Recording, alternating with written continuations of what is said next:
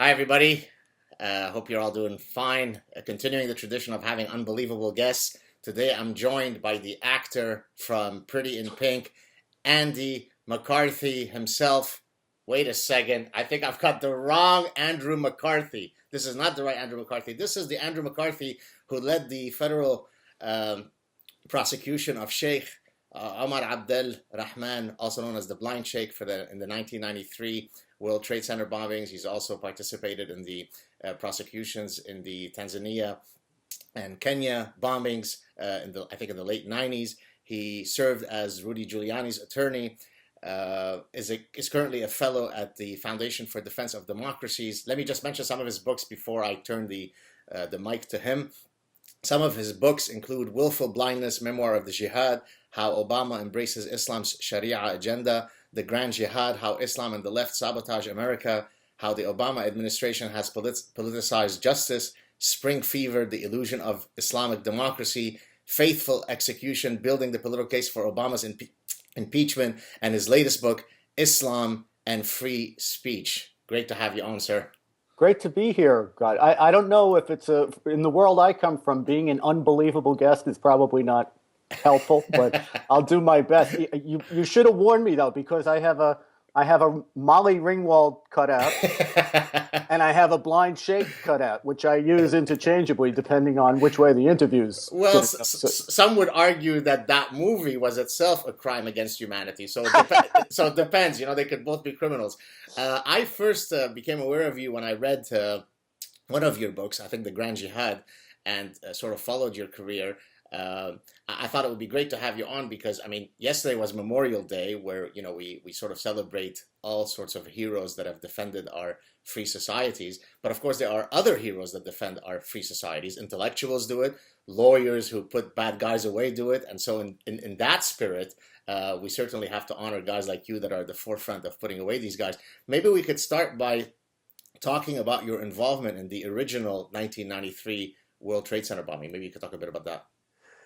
Yeah, it was an interesting time because of a variety of reasons. For one thing, when the bombing first happened, we didn't really know what we were dealing with as a country. And that was part of the reason that they came to me. We were kind of playing catch up in the sense of having to deal with a catastrophic attack, although the loss of life was minimal, which in one sense you're thankful for, but in another way, it minimized, I think, the immediacy and urgency of dealing with the threat. But what for us as a practical matter it meant was that we were trying to master and marshal what little intelligence product we had in terms of investigating the threat, because even as they bombed the World Trade Center, they immediately began a plot to bomb New York City landmarks. So we were both trying to prove something that had happened and prevent something that was about to happen. We didn't really have a template for how you deal with international terrorism. Our criminal penal code was completely ill-equipped to deal with it. And we hadn't had enough of it, thankfully, that we really had a model for how you do that kind of case, or even if it was a case as opposed to something more profound and national security oriented. So all those things were going on at once. And the other interesting part of it, and this is one I don't think we've recovered from to this day, is that there was an immediate effort by the government to project that the atrocity had nothing to do with Islam and to marginalize the people who had committed it as basically ne'er-do-wells of limited scope who happened to be Muslim but weren't representative of any legitimate thread of Muslim thought. And it seems to me that we ended up, I had to go to school on it. I didn't know whether what we were saying is true or wasn't true. I wanted to believe it was true, it became pretty clear to me that it wasn't true, which was something I had to come around to reluctantly because I couldn't do my job unless I kind of honestly appraised what we were dealing with. You know, you can do propaganda and political correctness in the press room, but in the courtroom, where your evidence is going to be subjected to searing cross-examination and a lot of examination, you're not really able to pull a politically correct fantasy version of the facts. You have to kind of lay it out there. And the more we did that, the more it became clear that there was a linear nexus between commands to violence in the doctrine, mediating figures like the Blind Sheikh, who were authoritative because of their renowned mastery of the doctrine and the fact that they could inspire these young Muslim men, and then finally these attacks on American interests. So whatever they were saying in the press room, whether it was at the White House or the Justice Department in Washington, in the four corners of the courtroom, we got to prove what actually happened and why. So all these things were coming together at once, and I'm proud to say I think we arrived at an accurate version of what the truth was and what the policy should be. I'm sad to say that we weren't persuasive enough to affect the government's official version of things that was put out to the press and the public, and that unfortunately we've been fighting that battle in the ensuing quarter century or so. So let me actually, I mean, we're jumping ahead, but I had a little section here where I wanted to read you some quotes, since you're talking about sort of the propaganda and the apologetics and, the political correctness. Here are some quotes. Now, this is a few years later. I think you can tell us who each of those quotes are. Let's see if you can guess. So, the face of terror is not the true faith of Islam. That's not what Islam is all about. Islam is peace. Who said that and when? Well, it could have been Janet Reno. It could have been President Clinton. Higher. President Clinton, perhaps. George Bush, immediately after September 11th, when he went to I think it was at a mosque. Yeah, God actually, it was at a mosque in Washington, I think, exactly, within about 24 hours. But the interesting thing is, you could go back 8 years earlier and see the public things that were said by Attorney General Reno, President Clinton, and other higher-up people in the Clinton administration, and they would almost mirror word for word what Bush said post 9/11. So it means that we made no progress in that 8 years, right, explaining to people what the threat was. And it's only gotten worse. So let's do a few more. The future must not belong to those who slander the Prophet of Islam. I think we know who that is, yes? Yes, that would be President Obama. Addressing the United Nations. I mean, you would like to think that the President of the United States would say exactly the opposite of those words. I mean, you couldn't say something more perfectly incorrect with our values than to make that statement. Yep. Thirdly, Hillary Clinton put out this tweet, I think a few months ago. Let's be clear, Islam is not our adversary. Muslims are peaceful and tolerant people and have nothing whatsoever to do with terrorism. Then there are two other things I want to mention to you. You may know them or not, but certainly I'll put some clip to show this exchange between Representative Dan Lundgren questioning Paul Stockton, the Assistant Defense Secretary of Homeland Security. I remember this. Oh, you do remember this? Okay. Yeah. And then Representative Lamar Smith questioning Attorney General Eric Holder. It really feels as though it's a Saturday Night Live satire. No, but I mean, I'm not engaging in hyperbole. It just seems astonishing that exchange is happening, where you have a representative, of Congress trying to simply, I mean, it's a very, very small admission that he's trying to get these gentlemen to agree to, right? Do you think that Islam had anything to do with these things? And they equivocated and they hid the ball so from your perspective as somebody who was a federal prosecutor, what explains this? Is it that they're just trying to not alienate the greater Muslim world? Is it that they're truly this delusional? Is it that they're complicit? What explains this lunacy? Well, I think obviously it's that they're trying to help me sell books, because I actually named my first book, which was a memoir about my time dealing with this threat as it first was presented to us in the early 90s, at least domestically. I called it Willful Blindness, which was, in a way, a play on the fact that my infamous lead defendant was both willful and blind, and at the same time, our way of dealing with what we were confronted by was willfully blind, in the sense that we wanted to appear to be effective in combating it, but at the same time, we consciously avoided understanding why it was happening.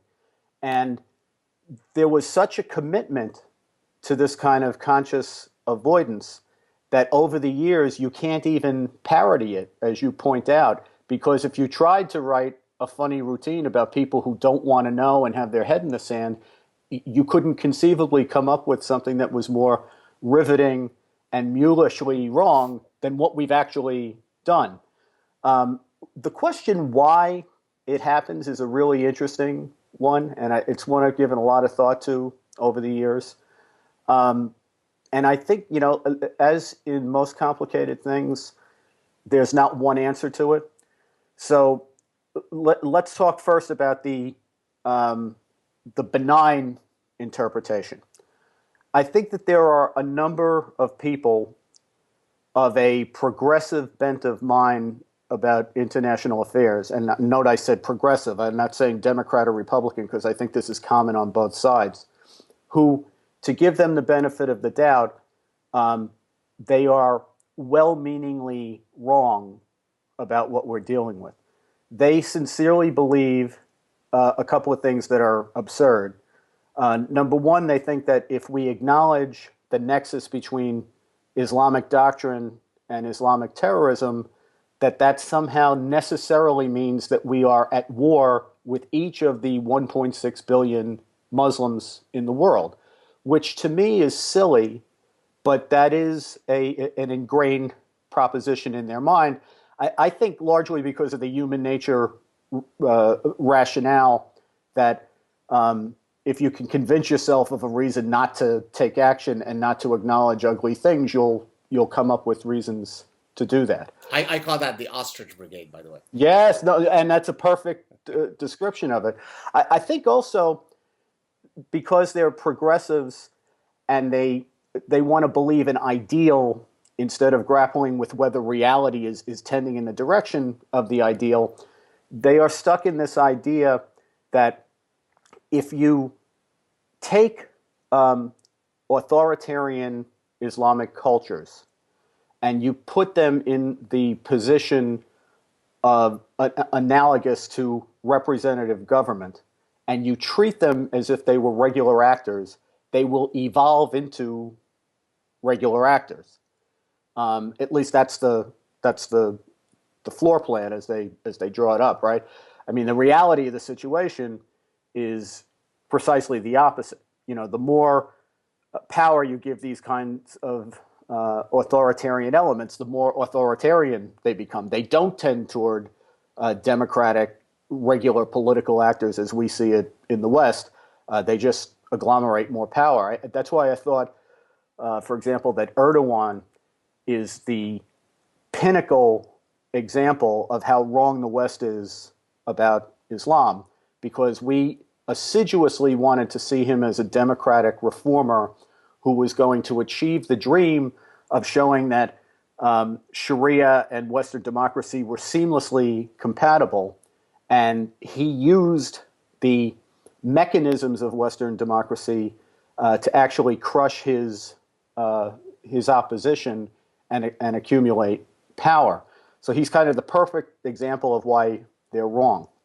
But that's the well-meaning side of the government. Then you have the cynical side of the government, which may be more common. And that is, if you deny that Islam has anything to do with terrorism, most people sensibly understand that something has to cause it. And their strategy is to fill that box, the something, with whatever it is they happen to be against that week. Climate change. It's climate change. Climate change causes it. Gitmo causes it. Israel causes it. Beard bullying caused the San Bernardino. But I'm being serious, by the way. That's literally true. Yeah. Right. But it becomes a kind of a cynical rhetorical tool.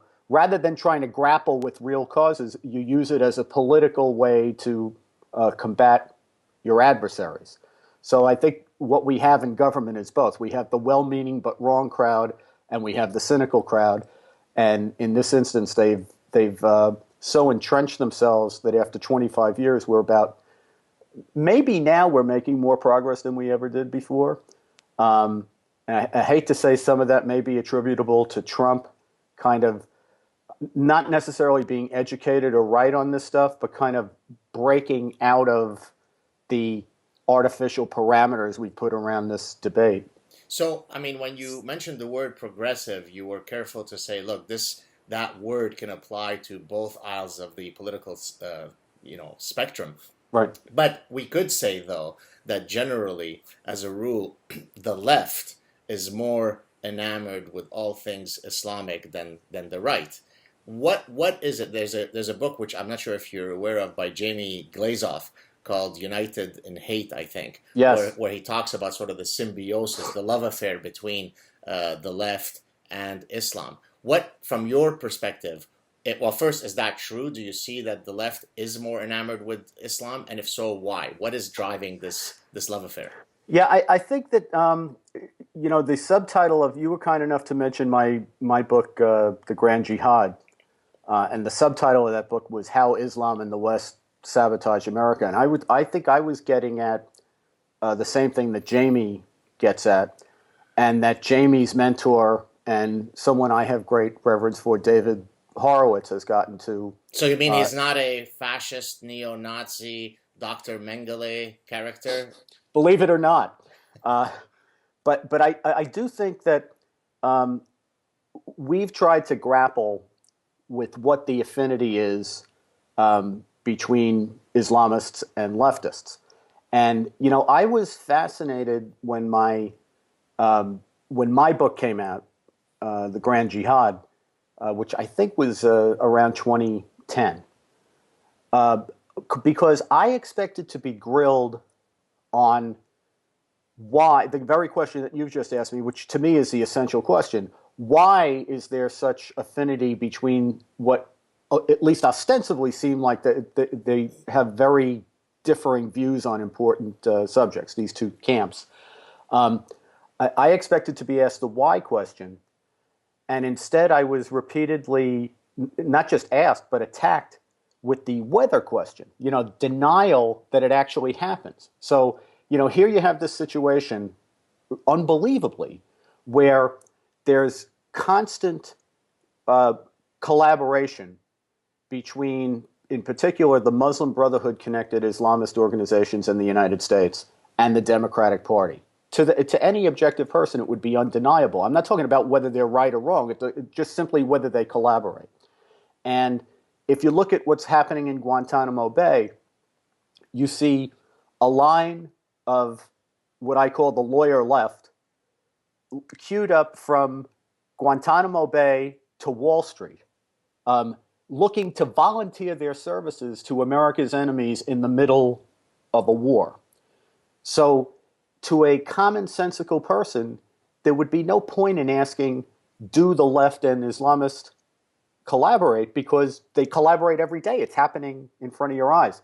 And yet they even denied that it was happening, never mind why it happens. I think the why it happens is an interesting reflection of the fact of what we were talking about at the beginning of our conversation, which is this willful blindness to Islamic doctrine. So people, especially progressives, political progressives in the United States, and especially Democrats, who want to deny that there's any sort of collaboration, at least when it's convenient for them to deny it, point to a few big hot button issues like abortion, homosexuality, women's rights, and they say, from looking at that, that it's perfectly obvious that these two sides could never be reliable allies, and that anybody who says they are is simply a right-wing lunatic who's looking to attack Democrats and Islamists, etc. And I think that if we had gone to school and just learned a few basic tenets of Islamist or Islamic supremacist ideology beginning in the early 1990s, by now everybody would know that Islamist ideology is corporatist, it's borderline socialist in a lot of ways, and particularly in terms of its economics and its central planning, its reliance on big government services. And I think the most important thing is both of these philosophies are authoritarian, really totalitarian in the sense that they want to run everything with a big emphasis on central planning. And secondly, historically, they have always collaborated with whatever ally was available to collaborate if they had a common enemy. Right. So if you look at Egypt, for example, the Nasserites and the Islamists collaborated against the British-backed regime until they knocked that off. And then what happens? They turned on each other. If you look in Iran, the Khomeinists and the communists in Iran worked together to topple the Shah. Then when the Shah was gone, they turned on each other viciously. So historically, these sides, because I think they're both looking to achieve the same thing, which is a very powerful, centralized, central plan, totalitarian sort of government that wants to manage every aspect of your life, they have that gives them more commonality than these few hot button issues where they part company, give them differences that are important. Because what's overarchingly important is whether they have a common enemy. And in our Western freedom culture, and especially individual liberty culture, they have that common enemy. So they not only work together because they can, because of their agreement about the big things, they work together because they have to. I was going to say, when you mentioned individual rights, that's, I think, one of the key issues. They're both driven, in a sense, by collectivism and identity politics, right? It's no surprise that much of the social justice warriors and the ones who have the oppression Olympics and the victimology poker and so on are people from the left, right? Because you as an individual don't carry any individual worth. You are part of a group, right? Right. I am a black, lesbian, trans, quadriplegic. I am a whatever. I read that about you before we had this conversation because I wanted to know what I was dealing with. So, well, I always joke that I'm a nightmare for all those folks because I score very, very highly on the oppression poker game, and so whenever somebody tries to come after me, I just simply flip the script on them and then just use that, and they literally run away because they're simply ill-equipped, right? So I say, wait a minute, you're attacking somebody from an Arabic country who's Jewish, who's a brown man, who's overweight, who escaped execution. Poof, they disappear, yes. Right? So it's not about individuals. And the same thing with Islam, right? Islam is about the ummah. It's the whole group. It's everybody there. It's one sort of colony, right? There isn't, the individual is irrelevant.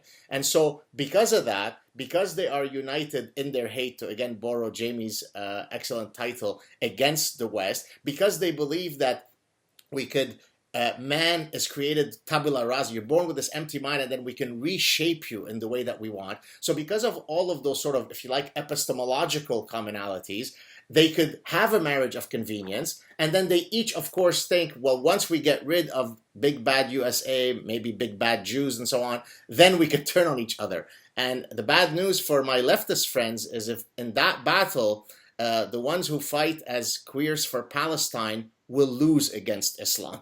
But apparently they're not aware of that news. Yeah, I think all that's right. The the thing that they have going for them, though, is the forces that are trying to evolve them, which is mainly a fantasy. And let me preface this by saying this is why I'm happy that my background is not in journalism. It's as a trial lawyer, where you have to go in and prove facts and try to establish why things really happen. So what the people in Washington, who are the policymakers, want to do is establish democratic culture, and they think that ultimately this will stamp out the authoritarian forces, right? And as a result, they can't help but project their own values and their own principles on people who have a completely different mindset. So in the part of the world that we're talking about, and you're much more familiar with this than I am, but the fact of the matter is, these concepts that we're trying to project on them as if everybody saw the world the way that we do are foreign. You know, the very idea of representative government, the idea that a person is a citizen rather than a subject, is something that's totally foreign to this culture. And what we should have understood beginning in the early 1990s, especially before we started these grand enterprises to try to democratize them, is that in a Sharia culture, the test for the ruler is not whether he's, quote unquote, responsive to his constituents. The test for the ruler is, does he have a fidelity to Sharia as understood in that culture? And if he does, then their duty is to obey, not to tell them that they want the potholes fixed and whatever else in representative democracy the representative is supposed to do that's responsive to the needs of the constituents. His job is to rule in accordance with Sharia, and their job is to obey like so many cogs in the wheel. And I think to this day, we haven't gotten it through our thick heads. Number one, that the model that we're trying to force on them is one that doesn't fit because its basic assumptions are wrong. And number two, in our arrogance, we seem to think that they just don't understand how representative democracy works, when in point of fact, the thing is they have a different system and a different civilization, and it's not that they don't get the West, they just think their system is better. And we just can't seem to register that. Right. Now, you mentioned Sharia, so maybe that's actually a good segue into that segment. It drives me crazy, and it probably drives you more crazy because you are a lawyer and former federal prosecutor who's well aware of the American Constitution. When I hear some clown get on CNN or some other show, typically some ostrich show, where he says, and I'm thinking here of Imam Rauf, the Ground Zero mosque guy, but there have been many others, that says, oh, Sharia law, I mean, it is perfectly compatible. As a matter of fact, much of our American Constitution comes from principles from Sharia law. And when I hear something like this, I mean, it's difficult to imagine first a statement that is more perfectly incorrect, since almost you couldn't have imagined creating a codified set of laws that is more antithetical to sort of American liberties than Sharia law. So how is it, well, first, I'd like you to comment on what I just said, but then secondly, when the people on CNN and the rest of the intelligentsia let such statements go by, is it that they're just ignorant and they think, well, here's a guy who's an imam, so he must be telling the truth? Or are they complicit in the grand lie? What's going on? So let's take it two parts. Well, I'd rather say that even again that there's not one explanation for why the phenomenon you've described happens. I think that a lot of these people are where I was in 1993. They simply want to believe the benign interpretation because the other one is just too horrible for them to wrap their brains around.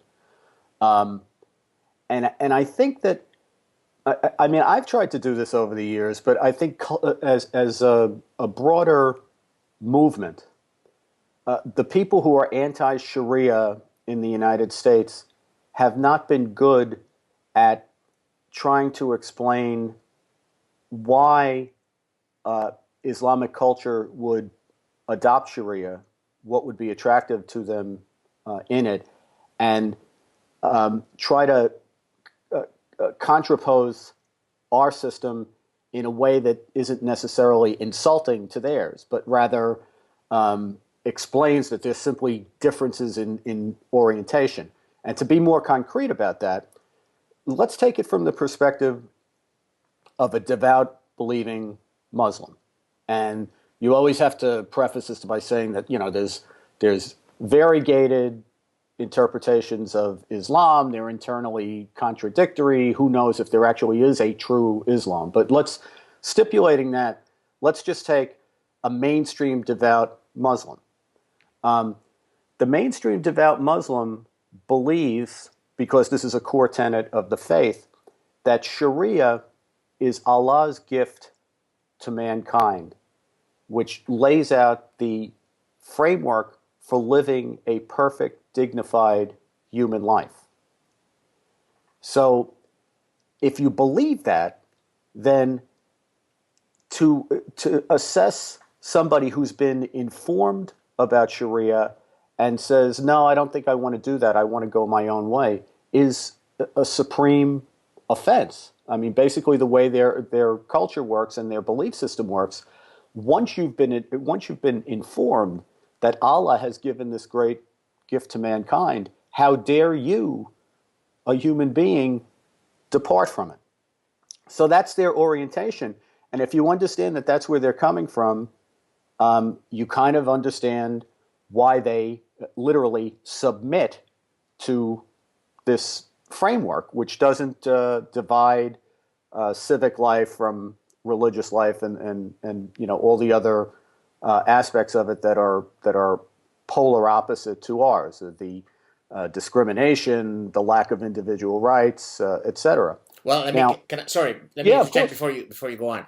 And I've mentioned this on previous shows. One of a key tenets in Sharia law is to determine punishments or the severity of the crime as a function of the identity of the perpetrator and the victim, right? So, I mean, if you're a Muslim man who kills a Jewish woman, that's very different than if it's a Jewish woman who kills a Muslim man. So I just have to stop right there. There is nothing that could be more antithetical to Lady Justice being blind in the context of American law than that. That's it, period. It's done, right? Yep. No, that's so true, because if you look, just my experiences in federal court, almost 20 years as a prosecutor, right? The way that we do punishment is first and foremost dictated by the statute that you have violated. And the statute is only constitutional if it applies to everyone equally. And then once you establish somebody's guilt of that behavior, then individual characteristics come into play, but only for two reasons. One is if somebody is a multiple offender or has committed the offense for some particularly noxious motivation, the sentence can be increased. And at the same token, if one has particular hardships that you've had in life, they can be mitigating factors. But everything is driven by the offense behavior, not the status of the offender and the status of the victim. What you're explaining is it actually works almost exactly the opposite in a lot of the way Sharia law works out as a criminal matter, those hudud penalties in particular. To me, the other thing that's worth stressing is that we're so different in our foundational premises. So we've just discussed the Sharia society in which the foundational premise is Allah has gifted mankind with this system of governance that you are obliged to follow. And in our system, the fundamental assumption is that the people have a right to chart their own destiny irrespective of any pre-existing code, whether it's Sharia or anything else. And there's no restrictions on making law for ourselves that is contradictory to any pre-existing system like Sharia, whereas in a Sharia culture, you can't make law that contradicts the foundational or the well-established consensus understanding of Sharia. So we're dealing with not only two different systems, but two systems that are different in their basic assumptions. So now there are, as I think you alluded to earlier in our chat, that there are various efforts to introduce legislation that renders, Sharia to be, illegal in various states. And now I think the guys who are sort of proponents of that movement have sort of smartened up by no longer sort of couching it in the language of only targeting Islam, but rather foreign laws right? They've sort of changed the language so that it wouldn't appear as though it's really Sharia that they're trying to target. Right. Do you have a sense of where that grand project is in terms of its spread across the 50 states? Is it working? Is it not working? If so, yes. If why and why not? Probably my friend David Yerushalmi, who's Right. who's one of the real thinkers behind this, would be a better person to ask about the pace of it. My sense is that it's happening gradually, but it's slow. And I think that David hit on something that was extraordinarily important, not just strategically or tactically, in terms of the battle to keep Sharia authoritarianism out of our legal system, but also strategically, the broad problem is not Sharia. The broad problem is international law. So this is one of these strategic switches, which is not only it happens to be the right thing tactically to do in this skirmish with Sharia, but the thing that most threatens the American legal system and the American constitutional system is not Sharia, it's international law, of which Sharia is a subset. To be more concrete about that, think about what happened with Obama's Iran deal.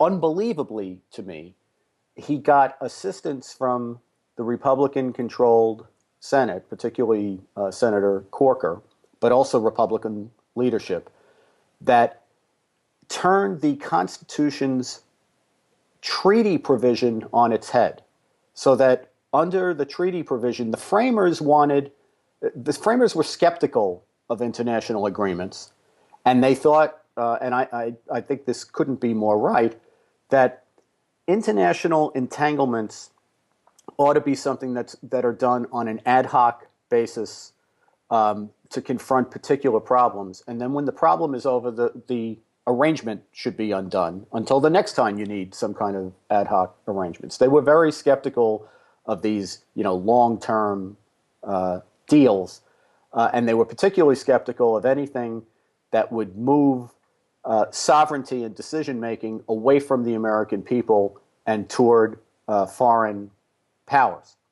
So for that reason, they made treaties difficult to ratify. So for the president, what happens under the Constitution is the president signs a deal, and then he has to persuade 2/3 of the Senate of the rightness of the deal in order to get it ratified. And what they did with the Iran deal was enact legislation, which I continue to believe was unconstitutional, that changed this formula so that now what President Obama needed was 1/3 approval of the Senate in order to get his treaty, and this was the clever lawyerly way they did it, not to get his treaty accepted, but to get it not rejected.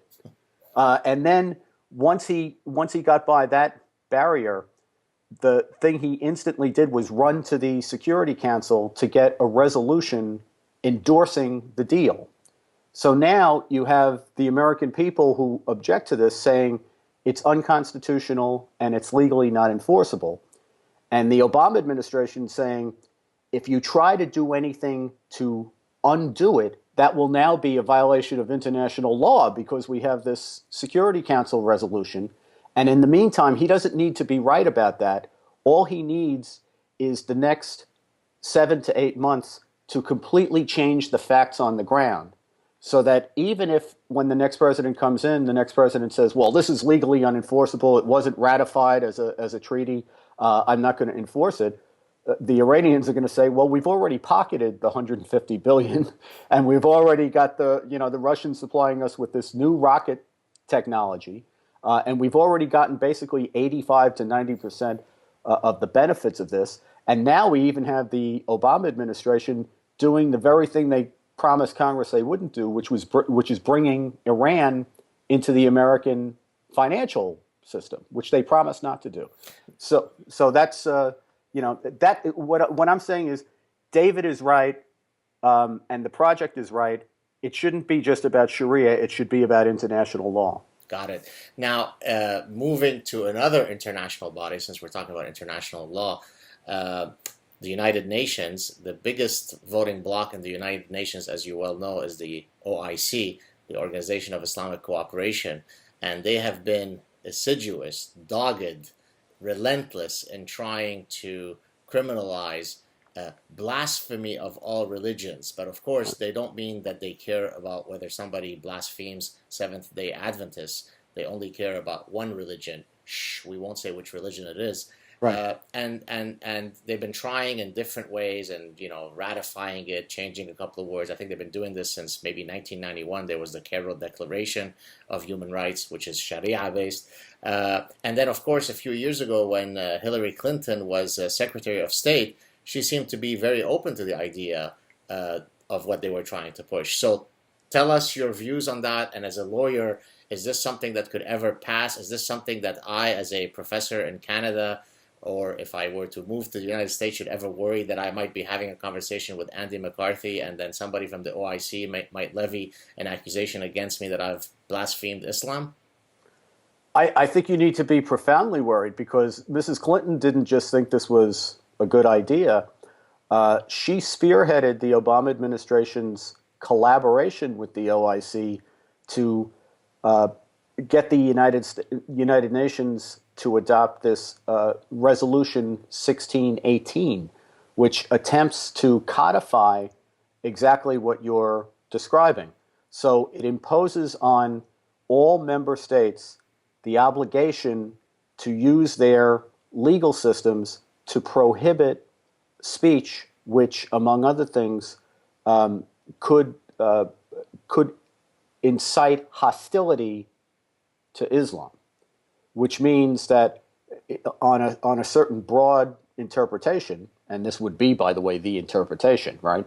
You and I could not have this conversation. It's unbelievable. Now, yes. Now, neither one of us have said the slightest thing insulting about Islam. In fact, I think we've gone out of our way to try to understand. Well, we're trying to diagnose what the differences are and try to understand why there are those differences. And yet, this conversation would not be legal under that resolution because truth is not a defense. It basically reverses libel law. So if, for example, I say, well, but it's obviously true that there are commands to jihadist violence in the Qur'an, which people like the Blind Sheikh exploit in order to get people like his cell to bomb the World Trade Center. Because let me open up to Surah 929 and I start reading to you what these commands to violence are.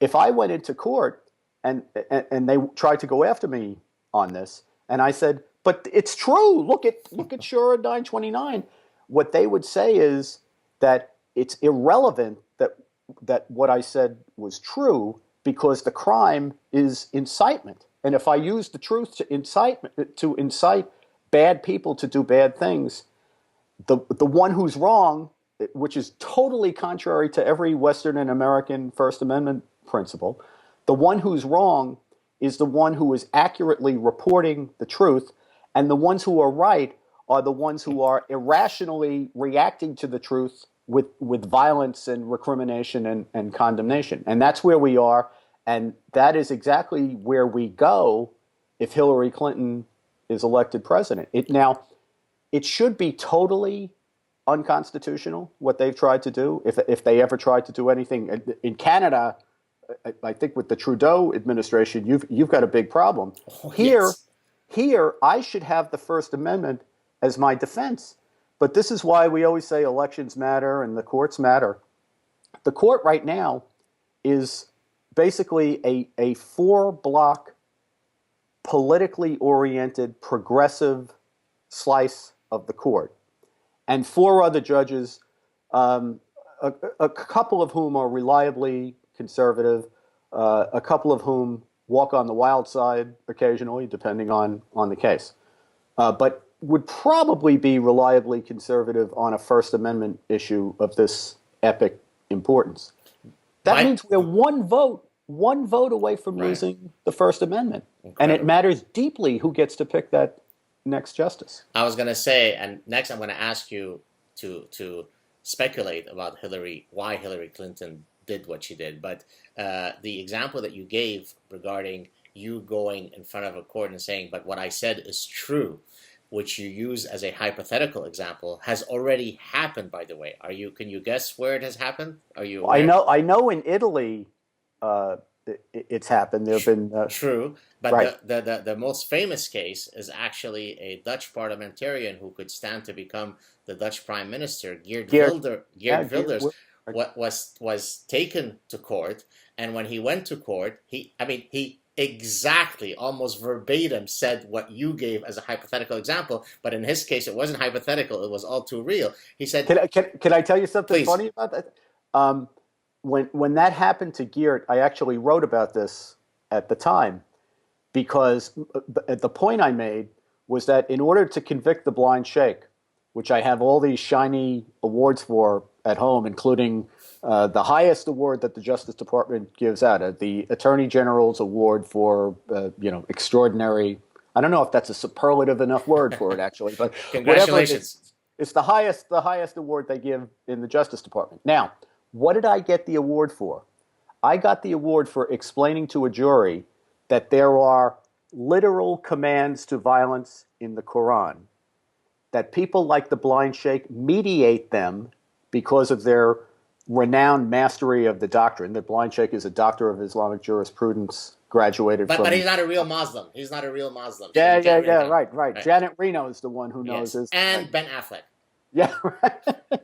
But so the Blind Sheikh takes these commands to violence. He mediates them to these young, impressionable Muslim men, and they go out and blow stuff up and kill people, right? For that, they gave me an award. For that, they're prosecuting Geert Wilders for hate speech. And here we are, 25 years later, dealing with the same threat.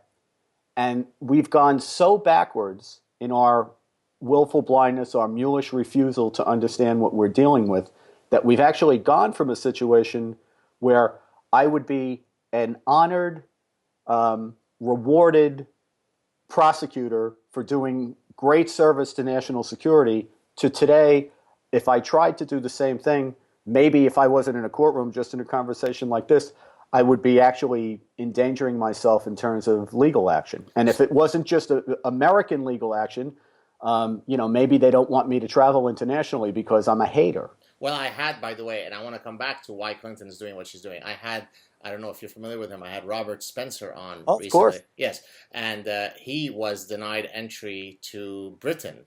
Right. Exactly what you just described, right? Because he's a hater, right? So I could pull out in exactly 14 seconds of Google searches speeches that are given in Britain by imams that are all sorts of exhortations to genocidal hate, but that's religion. So he's maybe misunderstanding his beautiful poetic religious edicts. Right. But if Robert Spencer points to those edicts, then he is a neo-Nazi hater. Right. So let me ask you about Hillary Clinton. Why do you think, again, I'm asking you to speculate here, but is it that, she's so embedded in terms of the financial reward system that all of those countries provide her that she has to say this, but otherwise she is aware that it is dangerous? or is she in line with it? I mean, what could explain somebody? I mean, obviously she is equipped with a functioning brain. You'd like to think she's able to think. So why would she take the positions that she does? What could explain that? Well, I think, there's three explanations. One of them is the financial entanglement that you mentioned, which is very lucrative for her. The other is, or two others, are the ones we've talked about before. She's politically cynical. So blaming things other than Islamic doctrine for Islamic terrorism is something that stirs up her base. It's popular with the media, so it's helpful to her politically.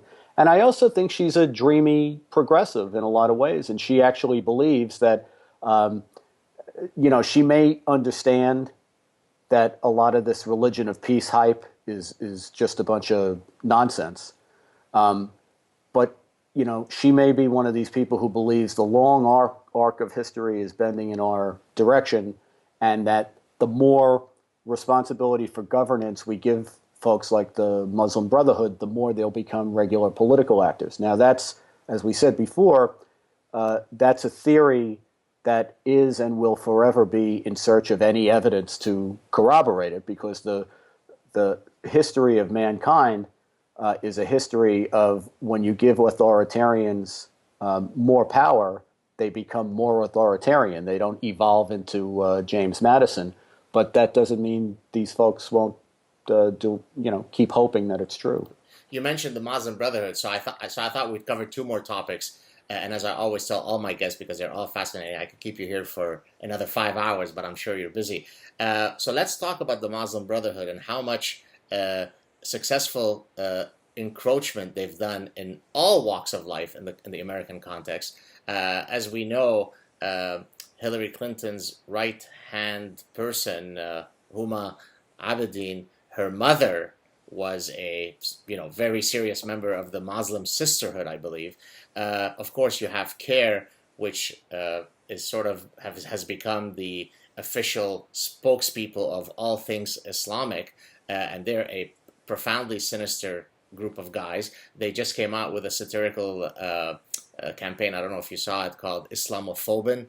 Have you heard of that? And yes, I did. You basically take a pill and it washes away the Islamophobia. And then I satirized that, and I said, if I take that pill, will it also cure Jew hatred? Will it cure homophobia? Will it cure all sorts of other genocidal hatred if I take the same pill? So again, how can we explain the success of the Muslim Brotherhood and groups that are affiliated with them in the context of the United States? What could explain such lunacy?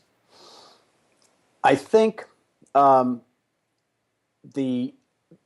unprecedented thing in history, and this goes back to the 60s and 70s, is this toxic combination of Muslim Brotherhood ideology and know-how, because in this region of the world, say what you will about the Brotherhood, but they were sophisticated, urbane Islamists. Tariq Ramadan is the king of those guys, right? Yeah, I mean, I think absolutely. He's handsome, he speaks beautifully, he's tall, he's suave, he looks like a movie actor. He's the man. Yeah, and he's been a model that the CARE guys, I think, have emulated. But the toxic combination is that sophistication and know-how and dedication that these guys had, and Saudi combination of money and complete lack of know-how and everything the Brotherhood was good at, right? So when the Nasserites chase the Brotherhood out of Egypt, or at least force the Brotherhood to go underground when they're having when they attempt to kill Nasser and they end up killing Bana in the back and forth. Qutb comes back to Egypt, but the Brotherhood is mainly an underground organization for a while. The soft place a lot of them found to land was Saudi Arabia. And I think what you have is this unprecedented combination of ideology and wealth, which enabled the Brotherhood, with the Saudis' backing and agreement, to make a project out of propagating their belief system globally, and putting the best spin on it that could possibly be put. And at the same time, especially after terrorism attacks, and particularly after 9/11, but even before 9/11, the West, perceiving that it didn't have and needed allies in the Muslim community to project that it was not at war with all of Islam, just against terrorists, reached out to the lowest hanging fruit instead of the best thing they could have reached out to. They reached out to the Islamist organizations, which were the best known and the best financed, but unfortunately are rabidly anti-Western and anti-America. And they decided to make common cause with those organizations because it had the immediacy of an appearance of alliance between Western governments and Islamic, very much self-defined Islamic organizations. And the tragedy here is not just that we allowed anti-Western, anti-American people to infiltrate the chancelleries and the agencies of the West. The real tragedy is that if you really wanted to cultivate ties with Muslim people, and you really wanted to empower likely Islamic allies, what we should have done, it would have required more work, but it would have been much more fruitful in the end, was to reach out to Islamic reformers. Because by doing that, you could have marginalized the really hateful, noxious, anti-constitutional ideology of the Muslim Brotherhood. Instead, what they decided to do was make their bed with these Muslim Brotherhood organizations, and the price of doing that was to, as extensively and energetically as they could, suppress any examination of what these guys actually believe and what their Sharia system is. Now, you said Islamic reformers, which leads me, so I had two more topics I want to cover with you. One was Islamic Reformation, and if it's possible, the other one was immigration. So do you think, based on your expertise, that it is actually possible to, in a doctrinal sense, reform Islam? Let me attack the premise of the question a little bit, because can you change doctrine? Literally, no, I guess. Because it's the final inerrant word of God, nothing could be changed, and so on, right? Yes, but at the same time, I've never been one who believed that a religion is defined solely by doctrine. I think there are cultural factors that both work with doctrine and cabin doctrine and act as a way that kind of harnesses the bad parts of doctrine. And to be more clear about that, if you look at the way Islam is understood and practiced in, say, most of Malaysia or Indonesia, it's a different practice than it is in Azerbaijan. And it's a much different practice than it is, say, in Pakistan or Egypt. And I think that testifies to the fact that cultural factors do make a difference in how doctrine is understood and practiced, even if they don't make any difference in terms of what doctrine actually says. And this is why you have such diversity in Islam, to the point, I think, where it's impossible to say that anything is the authoritative, true Islam, because the different interpretations are so varying and internally contradictory. It's absolutely possible to say this is what the doctrine literally says, but it's not possible to identify any consensus about what it means across the board.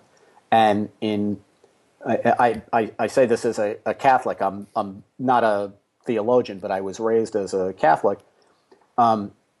Whether you're a fan of the Pope or not, whoever the Pope happens to be at any one time, the hierarchy of the church is such that the Pope is the authority, and when he speaks ex cathedra, that ends discussion about what is doctrine and what isn't, what is the authoritative meaning and what isn't.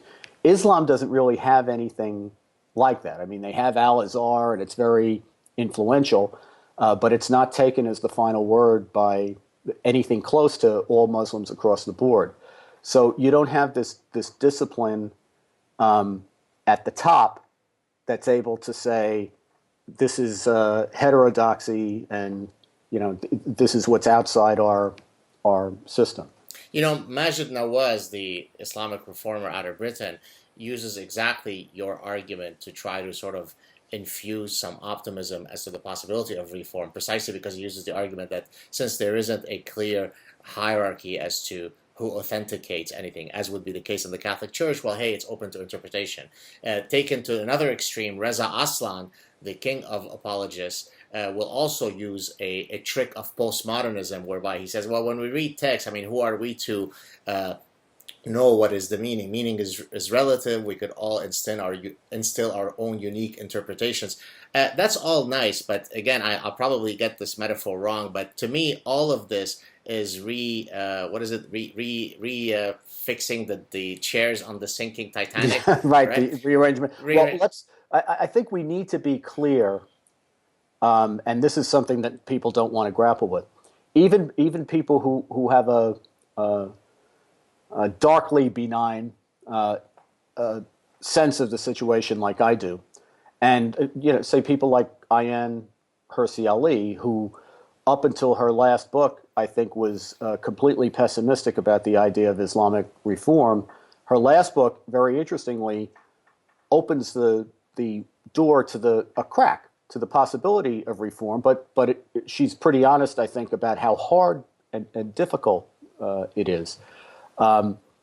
So I think that the one thing that we have to grapple with, if you're going to be honest about this, is you can say that these cultural factors are strong enough that they can modify the doctrine and maybe over a long period of time eventually marginalize the particularly bellicose parts of the Qur'an and the Hadith that are so problematic. But the fact in front of our face, and all you have to do is look at Europe to see this, is that the more Islamic an enclave becomes, the more, at least at this time, the more literalist and authoritarian it becomes, the more its interpretation of Sharia is the classical literalist interpretation. So we can hope, as we are hoping, for evolution, but we also can't ignore the fact of the evidence in front of our eyes, which is that when Muslim populations swell in Western areas where they didn't particularly exist, the bigger they get, the less they evolve. They actually go in the other direction, and that's not a hopeful sign. Which leads us to the last topic of our chat for today, and that is the rather open immigration policy that the West has been indulging us with in terms of immigrants coming from Islamic countries. In Canada, while we are not anywhere near what Merkel is doing in Germany and other countries like in Sweden and so on, our new Prime Minister, Justin Trudeau, is trying to compete with the ostriches of Europe by letting in tons of people who typically it takes 12 to 18 months to vet one person, but by some magic process now, we can vet 25, 50,000 people, but don't worry, they were at a United Nations camp, so they're all very nice, they're all lovely people, and so on. Now, the reality is that most are lovely people, but also we know, as I repeatedly state, that you don't have to worry only about how many of the 25 or 50,000 people are jihadists and ISIS members. You have the bigger threat in terms of a long view of our society is how many people are you importing that share your values. Out of the 25,000 Syrians, how many are rabid Jew haters? That number is astonishingly high. How many of them believe that men and women are equal? How many of them believe that homosexuals should be allowed to coexist without being harmed? So the question is, how do we, and I ask this of all my guests, and I don't think any of us have ever been able to really come up with an answer, but I'll ask it to you.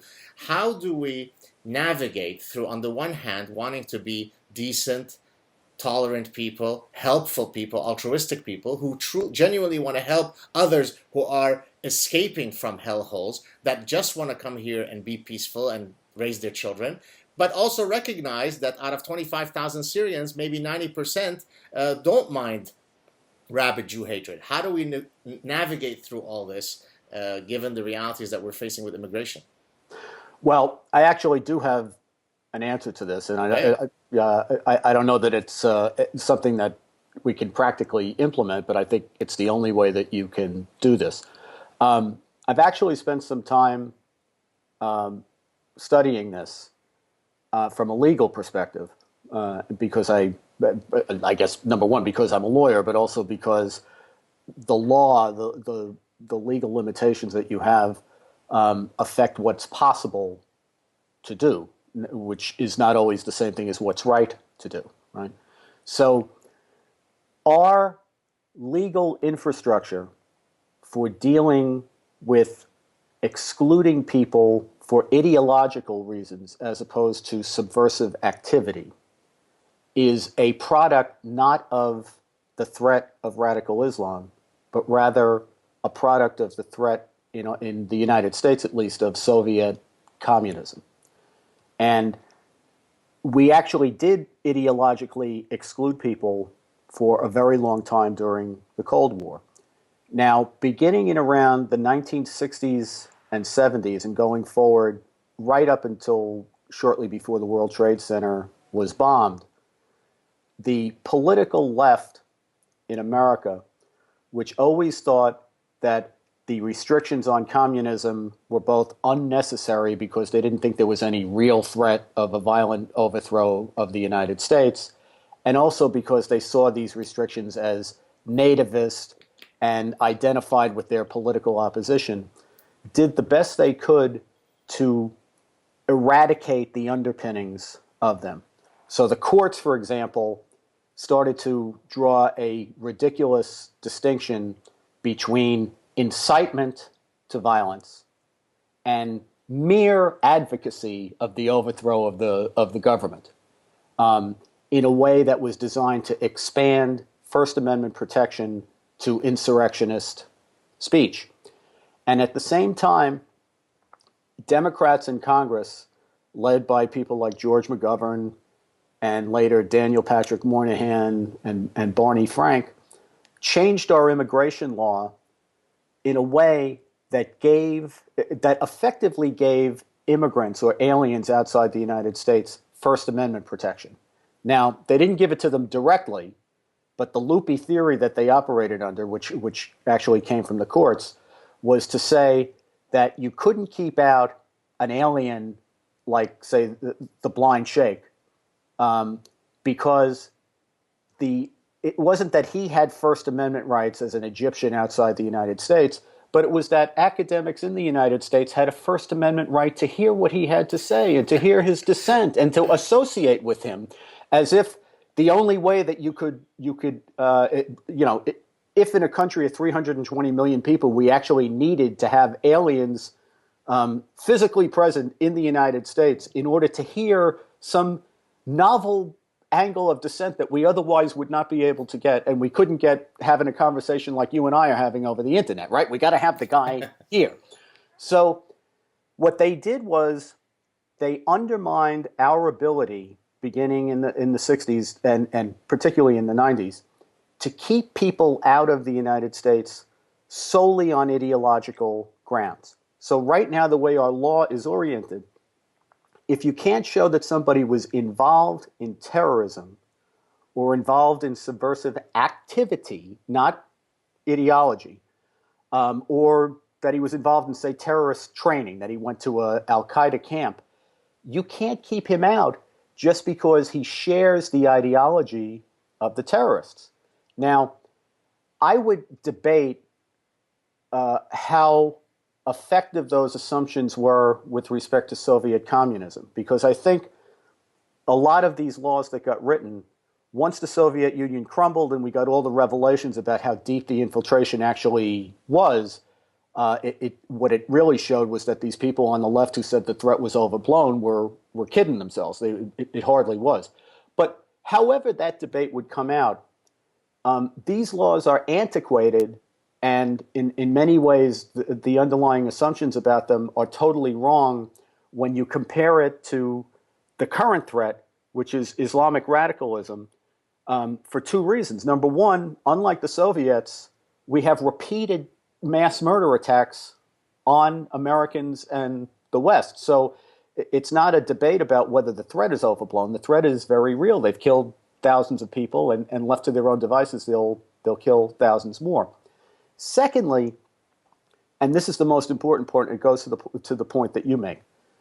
If you look at what's happening in Europe, what you see is that jihadist terrorism cannot work, does not thrive, unless it has safe zones, enclaves that are ideologically supportive of the ends of the terrorists, even if the people themselves are not willing to participate in the violence. This is an ideology.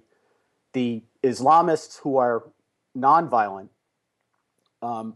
have the same goals as the Islamists who are violent. It's just a question of methodology of getting there. And so what do you end up finding in Europe? You got a guy who participates in the Paris mass murder attacks of last December. He's subjected to a transcontinental manhunt, which is supposed to be, energetic and a big dragnet and all that stuff. And what happens? 4 or 5 months later, he gets captured about 30 paces from his own house. And it turns out that he's been able to flit around from place to place. Why? Because everybody's a terrorist? No. Because these different enclaves, even though only a tiny percentage of people may be jihadists, are supportive to some degree or another of the terrorist ends, even if they don't support the terrorist methods. And the people who aren't supportive are too intimidated to speak. So now the problem we have with immigration is, the one that we talk about all the time is not the main problem. The one we talk about is, if you let too many of these people in when we can't vet them, we're going to let terrorists, trained terrorists into our country. I'm not minimizing that problem. It's a significant one. But a more significant one, as we're seeing in Europe, is the more uncontrolled mass immigration that you allow to happen with a population that you can't assimilate.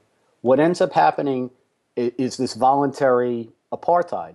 They come in, they go to enclaves, these enclaves swell, they become basically Sharia compliant, they become safe areas for jihadists to operate.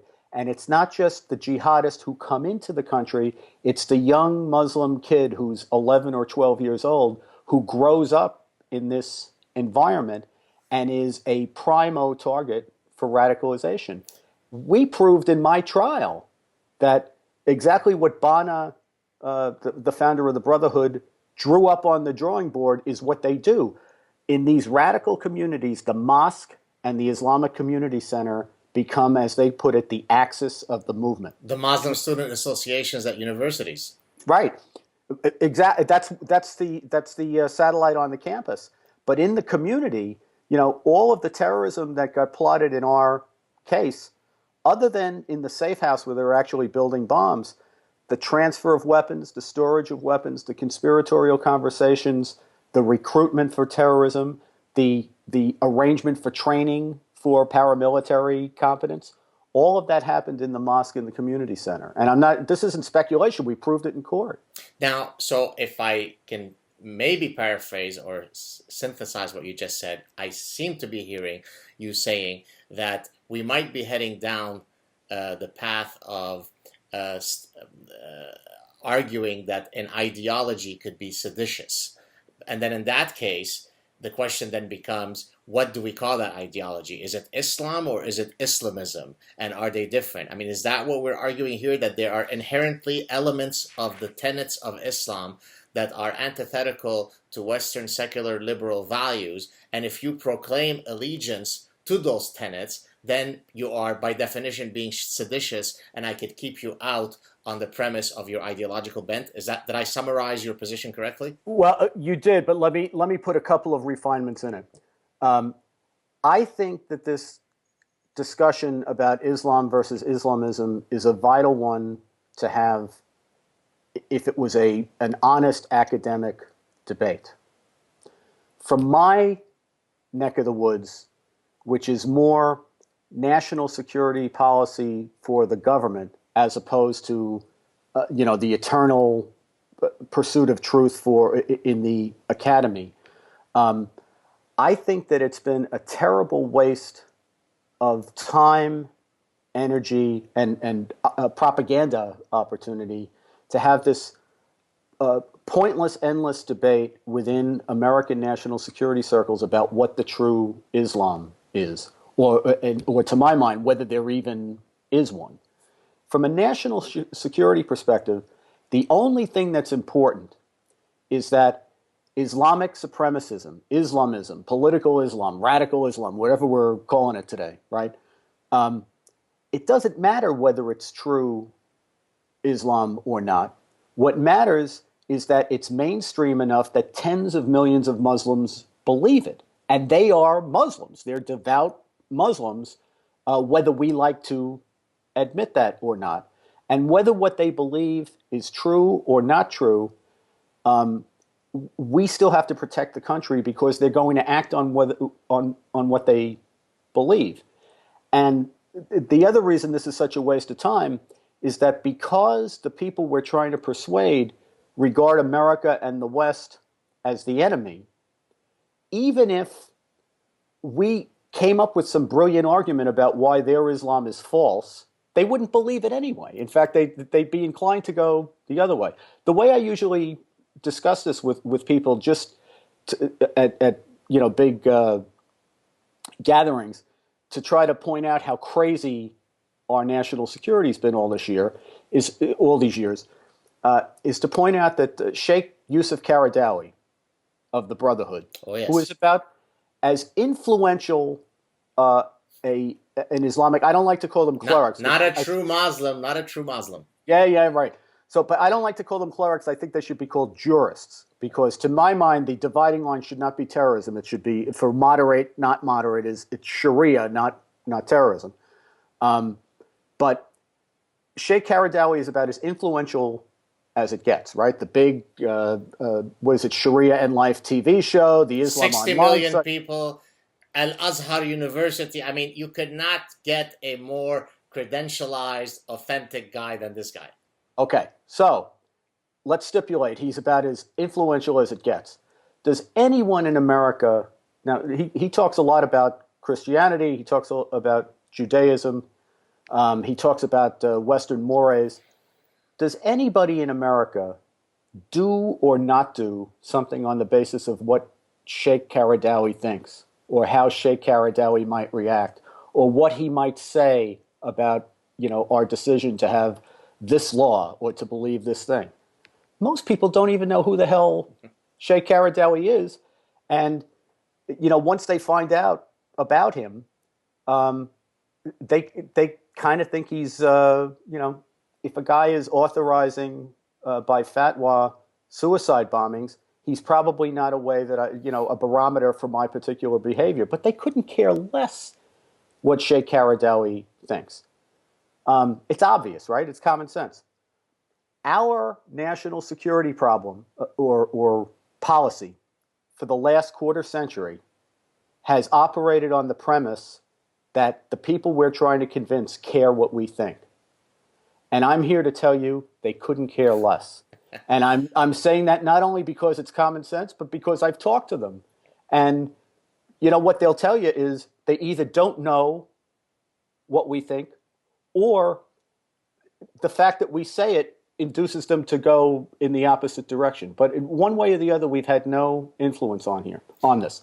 So for 25 years, rather than strike the right balance in terms of ideology to try to figure out who the authentic moderates are versus who are the faux moderates and the Islamists, what we've spent our energy on is trying to come up with our own, I always call it an Islam of our very own, our own fantasy version of Islam that is the true Islam, that makes all the other Islams the false Islam, in this diluted idea that we'll be able to influence the outcome, when what's going on between the reformers and the Islamists is going to have to be worked out by them. The best thing we could do is get behind the reformers and help them in every way that it makes sense to help them. But to think that, this idea that if we call a terrorist attack workplace violence, Yes. that's going to influence, the people that we're trying to influence to not be terrorists. And don't call them ISIS, they're Daesh. Right, right, exactly right. I mean, it's all about name calling. These guys will shake in their boots if you call them by the right name or wrong name. Yep, yeah. See, this is the thing, it's again our projection of our values onto their system. In the West, it's absolutely true for the left that winning the language battle is the key to everything. So that, for example, the minute social conservatives thought that they had to modify the word marriage, that it was no longer necessary, it was no longer sufficient to just say marriage. You now had to say hetero marriage and oppose it. The minute they felt they had to do that, they had lost. It was just, at that point, it was a matter of time, because by taking that literal position, you legitimize the basic assumption of the other side, which is that marriage is there's all different kinds, and it's a diverse institution, and it's not what the social conservatives say it is. So the language game works in the West on other Westerners, but it doesn't work with Islamists. I mean, it's moronic to think that the way we talk about them is going to affect the way that they perceive themselves. And I will hypothesize that one of the reasons why language takes on the importance that you're mentioning is because a lot of the intelligentsia, certainly in academia, come from sort of a postmodernist bent, and one of the subfields of postmodernism is deconstructionism. Yes, right. And deconstructionism is the idea that language creates reality, and right. Therefore that's exactly what you're saying. Right. We're unfortunately come to the point where we need to wrap up. I like to always ask my guests, are there any things that you're currently working on, projects, or books, or anything that you'd like to promote that the public might otherwise not be aware of at this point? Well, I appreciate the question. My writings are, I guess, probably the best place is my website, which is andrewcmccarthy.com. There's archives of my stuff at Encounter Books, which publishes my books, National Review, where I write most regularly, and PJ Media as well. I don't have I have a few ideas tumbling around, but I don't have a project to talk about at the moment. Got you. It has been an absolute pleasure. Stay on the line. I'm just going to turn off the recording. Thank you so much. Check out this gentleman's work. Very, very interesting stuff. Thank you so much, Andy. I appreciate it. Cheers.